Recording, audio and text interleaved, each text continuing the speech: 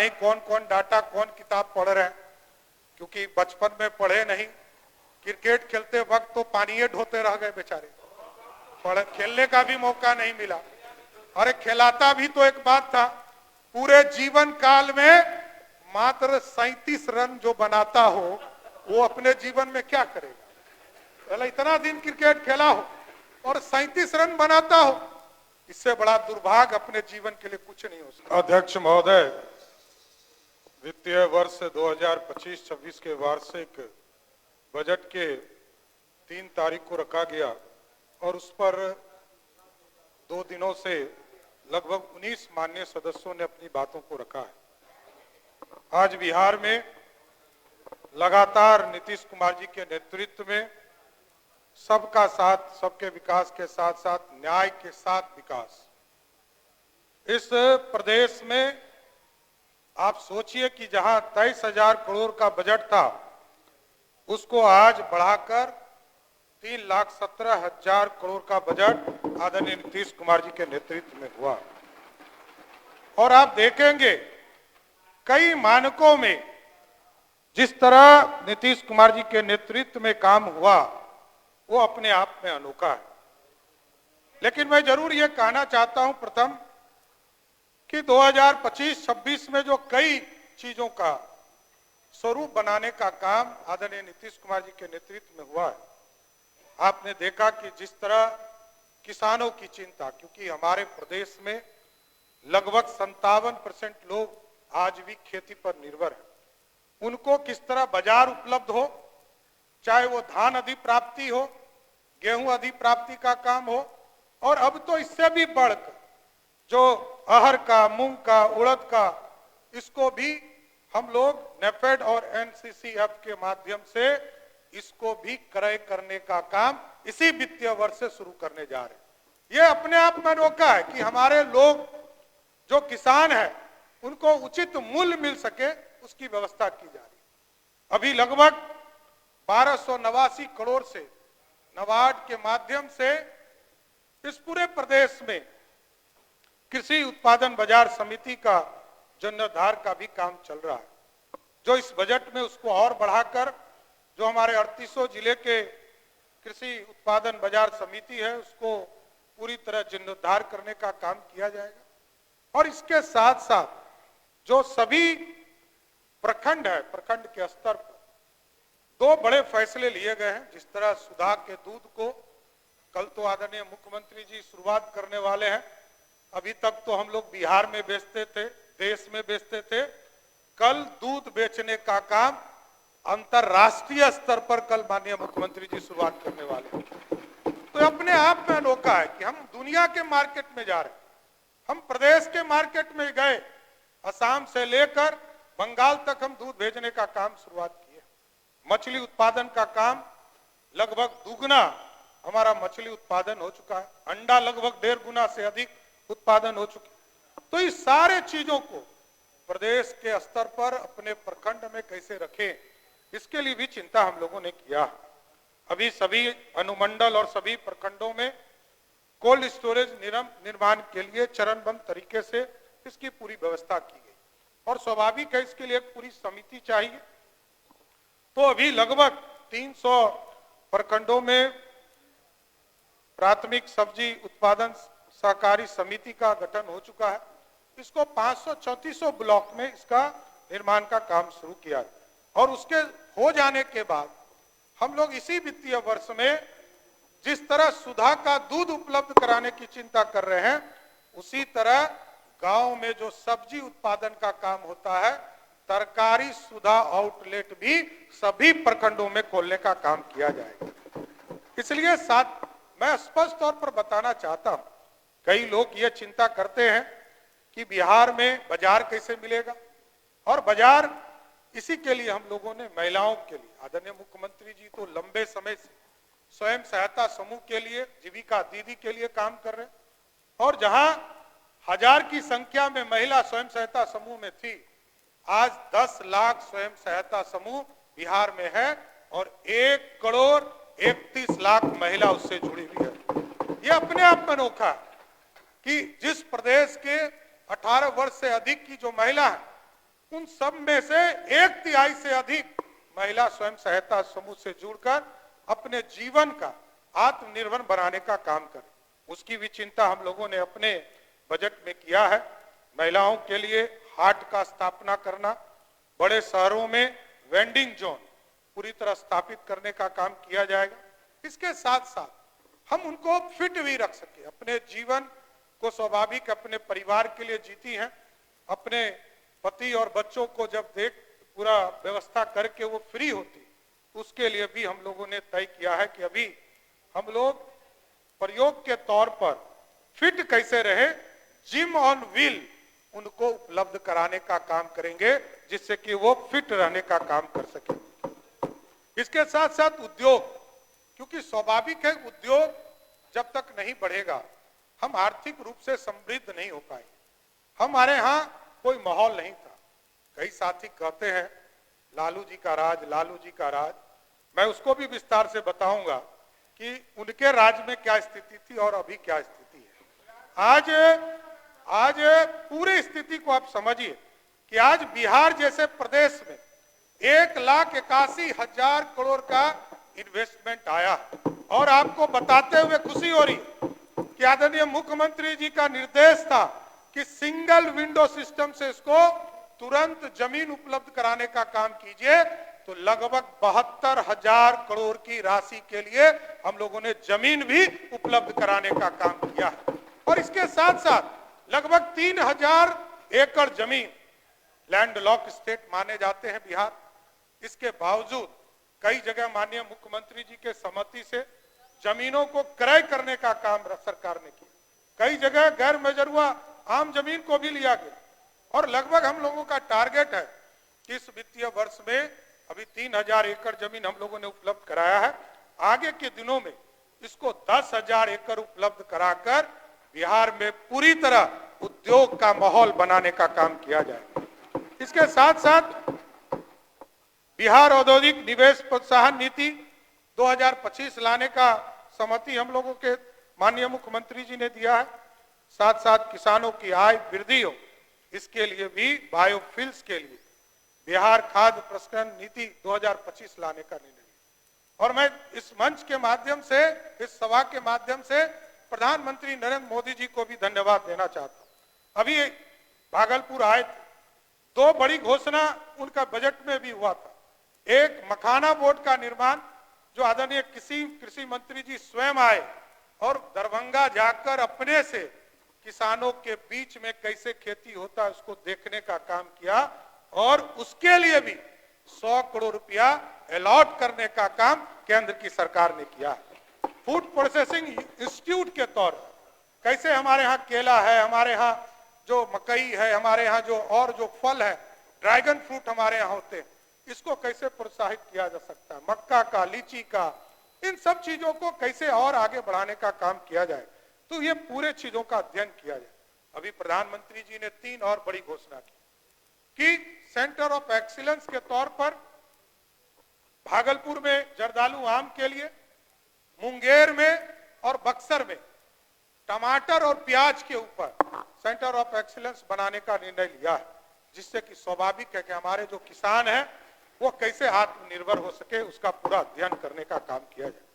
बिहार में एक बड़ा उद्योग बन सकता है क्योंकि हमारे 14 करोड़ की आबादी, और मैं एहसास करता हूं, मैं जब आदरणीय मुख्यमंत्री जी ने हमें 1-1.5 महीने के लिए स्वास्थ्य विभाग का काम दिया था, तो मैं बता सकता हूं कि जब हम लोगों ने एक नीति लागू किया कि जिस व्यक्ति को भारत सरकार और बिहार सरकार के द्वारा मुफ्त अनाज देने का काम किया जाता है और वैसे व्यक्ति को इलाज के लिए भारत की सरकार के द्वारा 6 करोड़ 29 लाख परिवार को और आदरणीय मुख्यमंत्री नीतीश कुमार जी के सहयोग से लगभग 2.5 करोड़ लोगों को, दोनों मिलाकर लगभग 9 करोड़ लोगों को एक तरह से आयुष्मान भारत कार्ड देने का निर्णय लिया।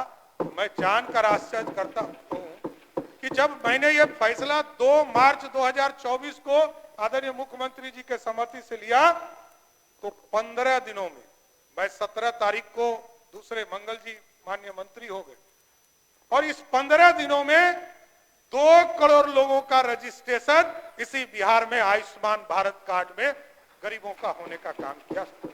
ये स्वाभाविक, आज गरीबों की इसकी जरूरत है और इसके लिए हम लोग फार्मास्यूटिकल के सेक्टर में उपकरण खरीदने के लिए जो एक पॉलिसी बनाने की जरूरत है, उसको भी हम लोग 2025 में अभी तुरंत हम लोग तैयार कर चुके हैं, उसको भी लाने का काम करें।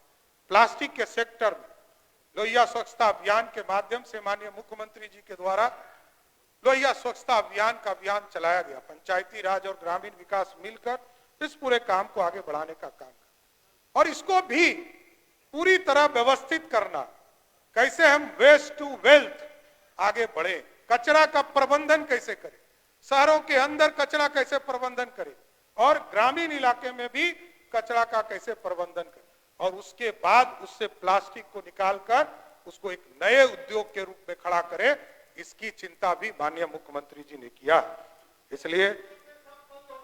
इसलिए मैं बताना चाहता हूं, ठीक कर रहे हैं, ये ठीक कर रहे हैं, ये भी तो बताना चाहिए महबूब साहब आपको कि बंद कब हुआ। 1990 से लेकर 2005 के बीच में बंद हुआ, यही तो कहना है। अच्छी बात आप कर रहे हैं, आपको धन्यवाद देता हूं कि आपने हमें बताया कि चीनी मिल बंद हो गया। चीनी मिल बंद होने का कारण भी बताना चाहिए और नीतीश कुमार जी के नेतृत्व में मैं ये बताना चाहता हूं कि लगभग 36,000 करोड़ का इन्वेस्टमेंट इथेनॉल प्लांट में आया और आज किसान जो है अपना मक्का, अपना गन्ना उसमें बेचने का काम कर रहे हैं, आपको पता ही नहीं है। और अब तो लगातार अभी माननीय मुख्यमंत्री जी प्रगति यात्रा में गए थे और सीतामढ़ी में इन्होंने शुगर मिल को, रीगा शुगर मिल की चिंता रोज करते थे, रीगा शुगर मिल को भी शुरुआत करने का काम किया साथियों। और कुछ लोग आजकल गलत फहमी फैलाने में लगे, कुछ लोग, क्योंकि ये लोग भागने वाले हैं, तो मैं ये बताना चाहता हूं, अब देखिए ये लोग अब भागने वाले हैं, तो ये मैं बताना चाहता हूं कि लोगों ने इसी सदन में भ्रम फैलाने का काम किया। लीडर ऑफ ओपोजिशन ने ये नहीं बताया कि उनके पिताजी ने क्या क्या किया। आज को जानकर आपको आश्चर्य होगा कि 2001 में जहां बिहार जैसे राज्य में मात्र 6,000 रुपया आमदनी थी प्रति आय व्यक्ति का, और आज आपको जानकर आश्चर्य होगा कि नीतीश कुमार जी के नेतृत्व में 6,000 से बढ़कर ये 66,000 हो गया, 11 गुना अधिक आय आमदनी हो चुका है। और जिस तरह ये लोग कहते हैं लालू जी के राज में 1990 से लेकर 2005 तक यदि काम हुआ होता तो आज बिहार में नीतीश जी को काम करने की जरूरत नहीं होती, क्योंकि वो पूरा गैप मिला। 15 साल तक काम ही नहीं हुआ, सिर्फ नाच गाना और लौंडा का नाच होता रहा, यही था लालू जी का राज। कोई विकास की बात नहीं हो रही थी, बिहार में विकास की चर्चा भी नहीं होती। आज समझिए, आज नीतीश कुमार जी के 20 साल में पूछते हैं क्या हुआ, आप समझिए कि वर्तमान में 34% गरीबी रेखा के लोग हैं, और जब इनको सत्ता मिली थी तो 54% बिहार के लोग गरीब थे। और पता नहीं कौन किताब लेकर लीडर ऑफ ओपोजिशन आए थे, लालू जी ने तो पढ़ाया नहीं, ये तो हम नहीं बताएंगे, लेकिन लालू जी का पूरा परिवार पता नहीं किस असत्य में जुटा हुआ है और किस भ्रम में अपने जीवन को जी रहा है।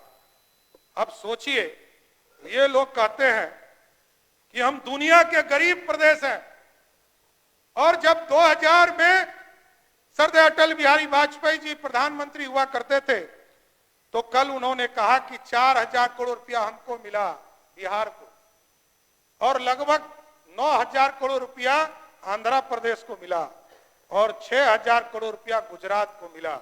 लेकिन जब एक्चुअल फिगर देखिएगा 2001 और 2002 में, तो बिहार को लगभग 7,500 करोड़ रुपया सरदार अटल बिहारी वाजपेयी जी ने देने का काम किया। इसलिए असत्य बताने के लिए ये लोग सिर्फ झूठ फैलाना, असत्य फैलाना, क्योंकि पता नहीं कौन कौन डाटा, कौन किताब पढ़ रहे हैं, क्योंकि बचपन में पढ़े नहीं, क्रिकेट खेलते वक्त तो पानी ढोते रह गए बेचारे, खेलने का भी मौका नहीं मिला।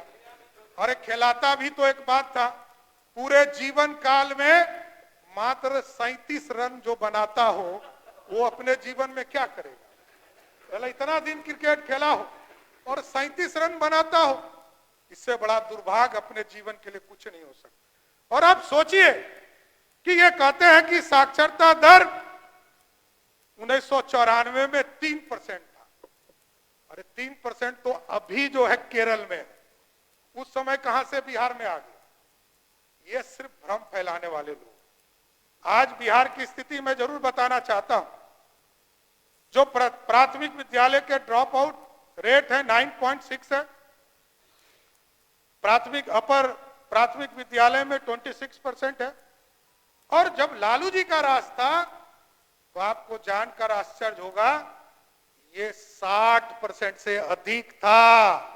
ये आज ये जो बता रहे हैं ये 3%, तो जो सबसे समृद्ध राज्य जहां सबसे ज्यादा पढ़ने की बात होती है कि केरल, उस केरल में 3% अभी है।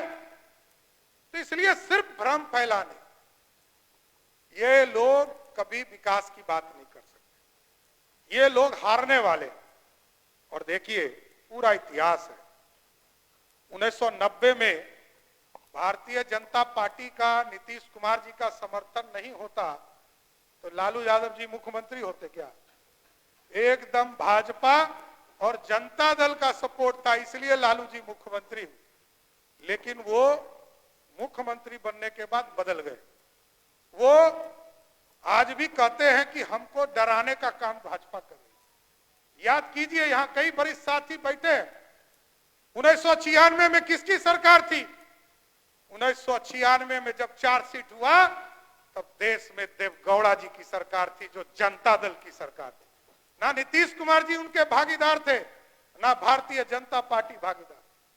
1997 में जब लालू जी जेल गए पहली बार, रिक्शा पे चढ़कर कहा कि राजा जेल जा रहा है, किला में रहेगा, तो उस समय प्रधानमंत्री कौन था? इंदु कुमार गुजराल, जो पटना से चुनाव लड़ रहे, वो भी जनता दल के थे, कोई दूसरी पार्टी के नहीं थे। लेकिन उनको लगता है, क्योंकि सबूत तो उसी समय आए, कोई सबूत अभी तो आया नहीं, सारे सबूत उसी समय इकट्ठा किए गए और वो जेल गए। इसलिए मैं जरूर ये बताना चाहता हूं कि बिहार के विकास में लालू प्रसाद जी का कोई योगदान नहीं। और स्वाभाविक है, जिस उप मुख्यमंत्री को यही नहीं पता हो कि बिहार में या किसी देश में दो ही तरह के ताकत होती है, जिसमें सब पूरी पावर एक तरह से अलॉट होता है। ये लोग कहते हैं हमारी सरकार, और हम भाजपा और जदयू के लोग कहते हैं नीतीश कुमार की सरकार। फर्क देखिए अध्यक्ष महोदय, नीतीश कुमार जी के नेतृत्व में सरकार है और वो कहते हैं कि हमारी सरकार। उस बेचारे को तो ज्ञान ही नहीं है, संविधान का ज्ञान ही नहीं है, करे क्या हम लोग? क्योंकि वो व्यक्ति को पता ही नहीं है कि कैबिनेट का डिसीजन बिना मुख्यमंत्री के नहीं हो सकता, और सरकार का कोई भी निर्णय मंत्री को एक तरह से काम मुख्यमंत्री देते हैं, और मुख्यमंत्री काम देकर कहते हैं कि इस काम को बढ़ाइए, और मुख्यमंत्री के नेतृत्व में सारी समझती। तो जिसको संविधान का ज्ञान नहीं हो, और ये लोग कहते हैं मेरी पार्टी, मेरी पार्टी। स्वाभाविक है, बाप की पार्टी है, इसको तो मैं डिनाई नहीं कर सकता हूं। स्वाभाविक है, 1997 से लेकर आज तक एक ही व्यक्ति, चाहे वो चार्जशीटेड हो या अपराधी के तरफ पंजीकृत अपराधी हो, राष्ट्रीय अध्यक्ष वही आदमी, पार्टी उन्हीं का। लेकिन वह 2010 में जब चुनाव जीत कर आया, उनके परिवार के भी सदस्य सामने बैठने वाले नहीं थे, एको को सदन में जीत के नहीं आया, मैं जीत कर आया। यार राघवेंद्र जी बैठे हैं, जो उस समय हम लोगों के साथ भी चुनाव जीत कर। इसलिए एकदम स्पष्ट है, बिहार के विकास के लिए, बिहार की समृद्धि के लिए लालू प्रसाद जी का परिवार का कोई योगदान नहीं है। आज बिहार के बजट पर मैं जरूर स्पष्ट तौर पर बताना चाहता हूं। ये लोग कहते हैं कि बिहार में पैसा खर्चा नहीं होता है, तो ये भी हम बताना चाहते हैं। आदरणीय विजेंद्र बाबू फाइनेंस मिनिस्टर रहे, आदरणीय विजय चौधरी जी फाइनेंस मिनिस्टर रहे, आदरणीय सुशील जी रहे, आदरणीय तारकिशोर जी रहे, लेकिन जब जब एनडीए की सरकार रही है तो जो मैं देखता हूं पूरा रिपोर्ट, बिहार में जो खर्चा की स्थिति रही है वो 95 से 98% राशि बिहार की जनता के लिए खर्चा करने का काम किया गया। और पिछले वित्तीय वर्ष में भी हम लोगों ने 96.26% खर्चा किया था। उसके पिछले भी 97.57 राशि खर्चा करने का काम किया था।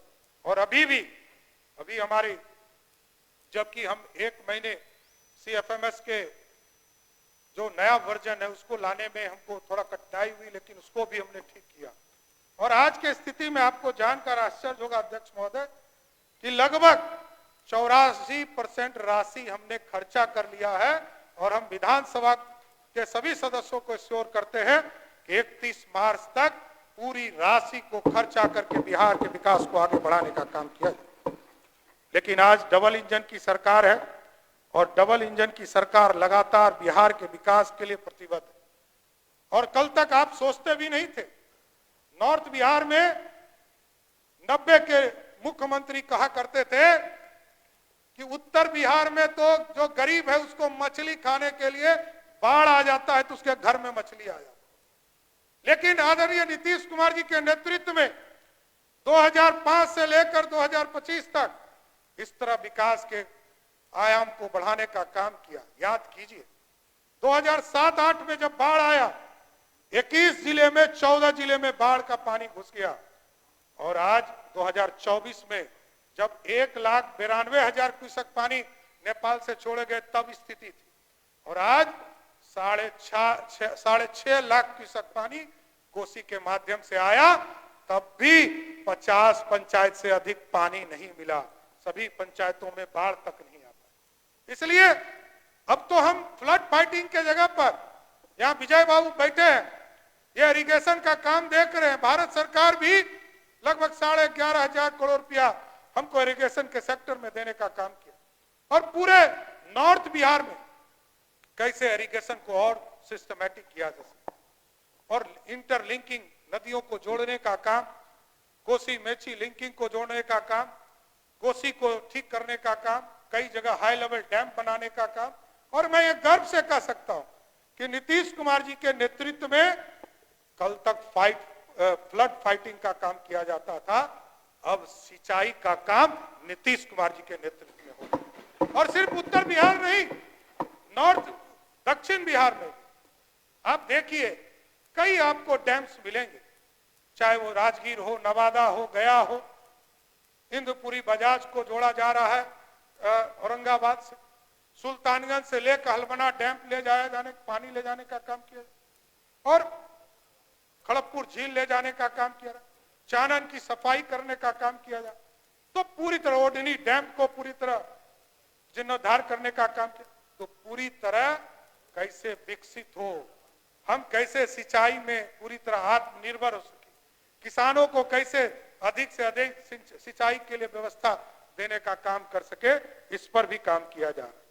इसके साथ साथ श्रमिक भाई हमारे देश के कई प्रदेशों में रहते हैं, उसकी भी चिंता हम लोगों ने किया।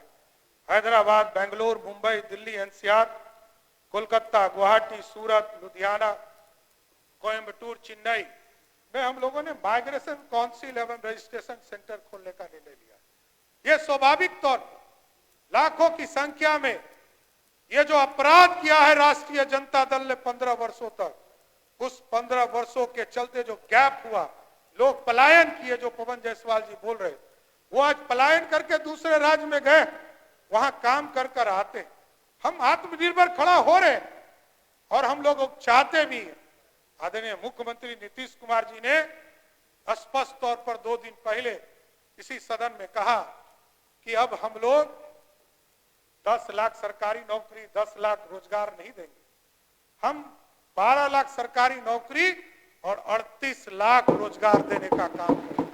और ये जानकर बड़ी खुशी होती, नीतीश कुमार जी ने जब काम शुरू किया तो सभी सेक्टर्स में लोगों को आगे बढ़ाने का काम किया। और जानकर आश्चर्य होगा कि अभी मुख्यमंत्री जी समीक्षा कर रहे थे, तभी तक तो 24 लाख रोजगार की बात हो रही थी। अभी तक हम लोग 30 लाख लोगों को रोजगार देने में पूरे बिहार में सफल हो चुके हैं।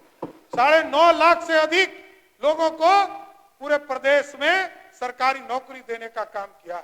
आदरणीय मुख्यमंत्री जी 9 तारीख को फिर जो बिहार में शिक्षक जो TR3 का परीक्षा हुआ, उसके बाद जो नौकरी देने का पूरी एक व्यवस्था, नियुक्ति पत्र बांटने का काम 9 तारीख को गांधी मैदान में होने जा रहा है। उसमें भी लगभग 50,000 से अधिक लोगों को सीधे सरकारी नौकरी देने का काम किया जाए। इसके साथ साथ हम लोगों ने छात्रवृत्ति सबका, किसी एक वर्ग का नहीं, किसी एक धर्म का नहीं, एक जाति का नहीं, सबके लिए, क्योंकि सबका साथ सबके विकास की चर्चा हम लोगों ने किया।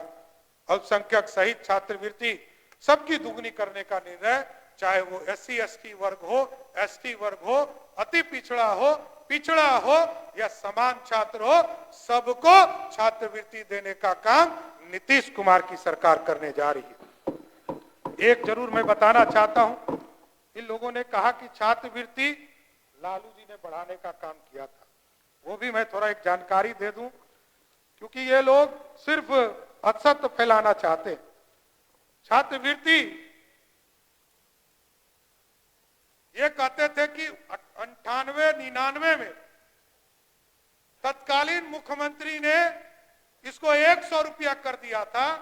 एकदम ये सफेद झूठ है, असत्य है। और मैं स्पष्ट तौर पर चुनौती देता हूं, उस समय 98 और 99 में मात्र 9 रुपया छात्रवृत्ति था, मात्र 9 रुपया। और 5वें क्लास से लेकर 6ठे क्लास तक के लिए 18 रुपया था, और 7वें से 10वें तक के लिए 36 रुपया था। ये आदरणीय नीतीश कुमार जी हैं जिन्होंने इसको बढ़ाकर 150 करने का काम आदरणीय नीतीश कुमार जी ने। माननीय मंत्री जी, माननीय सदस्यगण, सदन की राय से आज के निर्धारित कार्य के पूरा होने तक बैठक की अवधि विस्तारित की जाती है। माननीय मंत्री। आदरणीय अध्यक्ष महोदय, और कई सेक्टर्स हैं जिसमें आदरणीय नीतीश कुमार जी ने काम किया।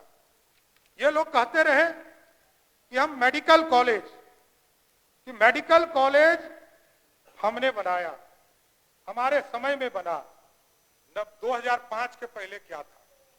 और आप याद कीजिए, पटना मेडिकल कॉलेज 1925 में बना, दरभंगा मेडिकल कॉलेज 1946 में बना, नालंदा मेडिकल कॉलेज 1970 में बना, जवाहरलाल नेहरू कॉलेज और अस्पताल भागलपुर 1970 में बना, ANMCH कॉलेज गया 1979 में बना, और 1900 मुजफ्फरपुर में SKMCH 1979 में बना, और 1990 से लेकर 2005 तक 0 मेडिकल कॉलेज बिहार में बनने का काम किया। एक भी कॉलेज नहीं खुला।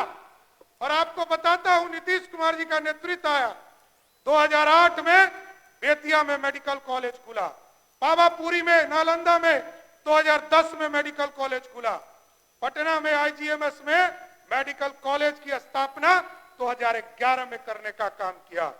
2019 में पूर्णिया में मेडिकल कॉलेज खोला गया, मधेपुरा में 2020 में मेडिकल कॉलेज खोला गया, 2024 में समस्तीपुर में मेडिकल कॉलेज खोला गया, छपरा में 2025 में मेडिकल कॉलेज खोला गया। और अभी मैं गर्व से कह सकता हूं कि आदरणीय मुख्यमंत्री जी जब प्रगति यात्रा पे चल रहे थे तो इन्होंने 7 मेडिकल कॉलेज की स्थापना की स्वीकृति देने का काम। और ये लोग बात करते हैं, इनको क्या पता है? अरे ये बउआ है, ये बउआ को जो लिख पढ़ कर दे देता है कि बचवा आके वही पढ़ देता है। अरे इसको ज्ञान तो होना चाहिए। इसके लिए कोई दोषी नहीं हो कि तुम 36 वर्ष के हो, लेकिन यह स्पष्ट बताना चाहता हूं, नीतीश कुमार जी आज भी 74 वर्ष की उम्र में तुमसे 4 गुना ज्यादा काम कर सकते हैं, इतना स्पष्ट है। ये कौन गलतफहमी में है? लालू प्रसाद का परिवार मौका मिला, बिहार को लूट लिया। बिहार में मेडिकल की पढ़ाई उनकी बेटी करेगी, कोई गरीब का बच्चा नहीं करेगा। उनके कोटा उन्हीं के बेटी को मिलेगा, उन्हीं के बच्चे को। यही तेजस्वी यादव थे, जब 13 बरस 14 बरस के होंगे तो इनको खेल पुरस्कार दे दिया। बताइए, जो व्यक्ति 4 वर्ष की उम्र से घोटाला कर रहा हो, जमीन लिखवा रहा हो, वो व्यक्ति को खेल पुरस्कार, अपने आप में दुर्भाग्य। और ये लोग कभी सामना नहीं कर सकते, ये मैं जरूर कहता हूं।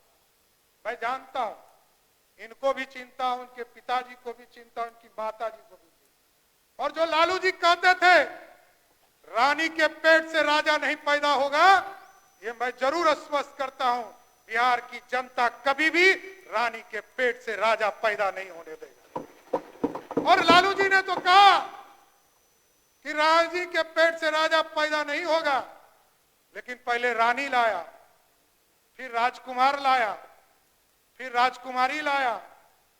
लेकिन लोकतंत्र है साथियों, एकदम अध्यक्ष जी, आज बिहार में बिहार की जनता सिर्फ नीतीश कुमार जी की तरफ देखती और देश में आदरणीय प्रधानमंत्री नरेंद्र मोदी की तरफ। यह स्पष्ट है, आदरणीय नीतीश कुमार जी 96 से लगातार काम कर रहे हैं बिहार के एनडीए के साथ मिलकर, और लंबे समय से, ये तो छात्र जीवन से बिहार के लिए काम कर रहे हैं। इसलिए मैं जरूर आग्रह करूंगा आपसे और सभी सदस्यों से कि बिहार के बजट में आप सभी लोग ने अपनी बातों को भी रखा है और एक अच्छा बजट बिहार ने एक प्रयास किया है। नीतीश कुमार जी ने 20 साल तक बिहार को सींचने का काम किया है और आगे का 20 साल कैसे खड़ा होगा, इस बजट ने आपको उपस्थापित करने का काम किया है। इसलिए हम सभी सदस्यों से, माननीय सदस्यों से, विरोधी दल के भी सभी सदस्यों से जरूर आग्रह करेंगे कि आप लोग इस बजट को पास करके बिहार के उन्नत बिहार को, जो खटारा बिहार था, नीतीश कुमार जी को खटारा गाड़ी मिली थी और खटारा गाड़ी को आज मर्सिडीज बनाकर घुमा रहे हैं। इसके लिए मैं नीतीश कुमार जी को बधाई देना चाहता हूं। इसलिए मैं सबसे आग्रह करूंगा कि इस बजट को सभी लोग मिलकर पारित करने का काम कीजिएगा। बहुत बहुत धन्यवाद। अमर उजाला जीवांजलि के सारथी की मदद लें और महाकुंभ में स्नान जरूर करें।